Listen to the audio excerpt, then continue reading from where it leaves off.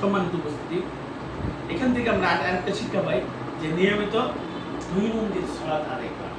আমরা তো দৈনন্দিন মাসে সালাত আদায় করি, কিন্তু আপনার ঘরের অন্য সদস্যরা করে না, আপনার ওয়াইফ করে না, আপনার ছেলে মেয়ে প্রাপ্তবয়স্ক হচ্ছে তারা সালাত আদায় করে না।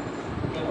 তাদের ভরণ পোষণের দায়িত্ব যেহেতু আপনার আমার, তাদের দিনী ক্ষেত্রের এটার দায়িত্ব কি আমার আপনার না?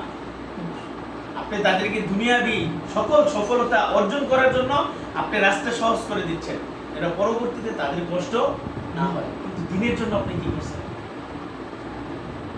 দুনিয়াতে কি করছেন সেটার জন্য আল্লাহ হিসাব নেবেন না, কিন্তু আপনার পরকালের যে শিক্ষা, তাকে দিনের যে শিক্ষা, এটা যদি তাকে শিক্ষা না দেন, এটার জন্য আপনার সন্তানই আপনাকে সেদিন আটকাবে যে আমার বাবাই তো আমাকে শিক্ষা দেয় নাই।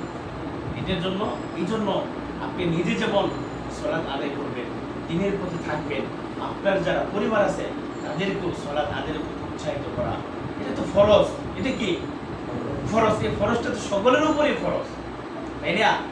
আপনার উপরেও ফরজ, আপনার মা বাবার উপরেও ফরজ, আপনার সন্তানের উপরেও কি ফরজ। ফরজ কাজটার জন্য আমরা 100% যেন কি করতে পারি, বাস্তবায়ন করতে পারি। আমি নিজেকে সহ আমার পরিবার, আত্মীয় স্বজন সকলের পরিবারের মধ্যে যেন কি আমরা সালাতটা বাস্তবায়ন করতে পারি। আল্লাহ তাআলা সেই তৌফিক দান করুন।